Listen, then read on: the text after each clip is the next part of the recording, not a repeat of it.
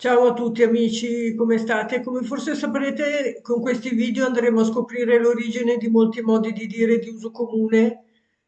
Io vi riporto quelli che so io, ma potrebbero esserci diverse interpretazioni. Se avete qualche curiosità vi invito a scriverlo nei commenti, poi magari mandate un video a qualcuno interessato. Vi lascio la playlist completa con tutte le info in descrizione come sempre. Il primo modo di dire di oggi che scopriremo è inventare di sana pianta. Sicuramente l'avrete sentito, inventare di sana pianta non è definita con certezza l'origine, ma possiamo formulare alcune ipotesi analizzando il significato della frase. Allora, la parola pianta è ben conosciuta soprattutto in Italia perché il nostro paese è popolato da grandi appassionati e professionisti di giardinaggio e del regno vegetale. Tutti sappiamo cosa sono le piante, che comprende alberi, erbe, cespugli e altro. Tuttavia, l'uso dell'aggettivo sana può suscitare qualche dubbio perché ha diversi significati, tra cui la salute di una persona, il modo di vivere, lo stato di un oggetto o di un bene. Nelle regioni del sud Italia, il termine sana è spesso sinonimo di integra, quindi avventurandoci in un'ipotesi potremmo associare questa parola agli agricoltori e ai loro modi di dire. Una pianta è considerata sana quando cresce solamente da un seme di un'altra pianta, rinnovando così il ciclo della vita e contrastando l'uso di talee e tecniche di innesto che estendono una fase già in corso.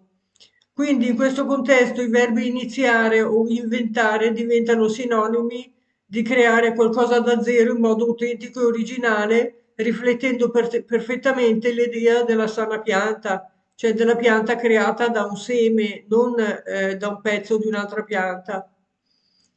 Poi il secondo termine che ho scoperto oggi è cuocere a bagnomaria. Perché si dice cuocere a bagnomaria?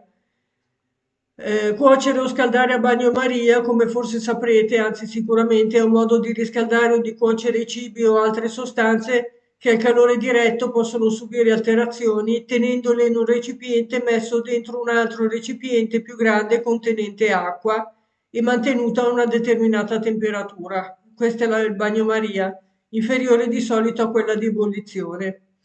Il nome deriva molto probabilmente da Miriam, la forma ebraica di Maria, alchimista e sorella di Mosè, che secondo la leggenda utilizzò per prima questa tecnica di cottura chiamata Balneum Mariae, il bagnomaria, appunto, probabilmente deriva da quello.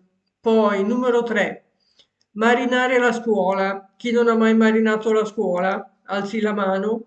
Nel senso letterale tradizionale, il termine marinare indica una pratica tipica dell'ambito culinario. La marinatura è quella procedura con cui carne e pesce vengono lavorate con olio, aceto e spezie in modo da renderli più teneri e saporiti. Ma allora cosa c'entra con la scuola? E perché questo verbo viene utilizzato anche per indicare l'atto di saltare le lezioni per uno o più giorni? La risposta risiede nel fatto che la marinatura è anche un naturalissimo metodo di conservazione dei cibi. In questo senso, non andare a scuola per saltare le lezioni significa in un certo senso conservare la scuola, congelarla, metterla da parte per un certo periodo. Quindi occorre sottolineare che, come è noto, la locuzione marinare appartiene quasi esclusivamente all'italiano standard. Gli studenti e i docenti del bel paese finiscono quasi sempre per preferire l'utilizzo di varianti regionali. Nel Lazio, ad esempio, si dice fare sedia a scuola. In Lombardia la scuola si bigia, si scavalla o si balza. In Puglia si fa filone, in Friuli si fa la lipa e così via. Ci sono tanti modi di dire. Marinare è un modo abbastanza tradizionale. Numero 4. Adesso vediamo cosa significa cadere a fagiolo. Sicuramente avrete sentito anche questo modo di dire. Passiamo a un'altra espressione di uso comune che è cadere a fagiolo o cascare a fagiolo, a cui si ricorre per indicare una situazione non prevista che avviene però in un momento ideale, come l'arrivo di una persona al momento giusto o ancora un oggetto che capita tra le mani nel preciso momento in cui ne nasce il bisogno. Ma esiste anche una variante con il verbo andare, usata quasi esclusivamente alla terza persona singolare, va a fagiolo, solitamente usato in relazione a un oggetto adatto a un determinato scopo. Le ipotesi sono diverse e lasciano presupporre che l'espressione si sia diffusa intorno al XV secolo, anche in questo caso in Toscana.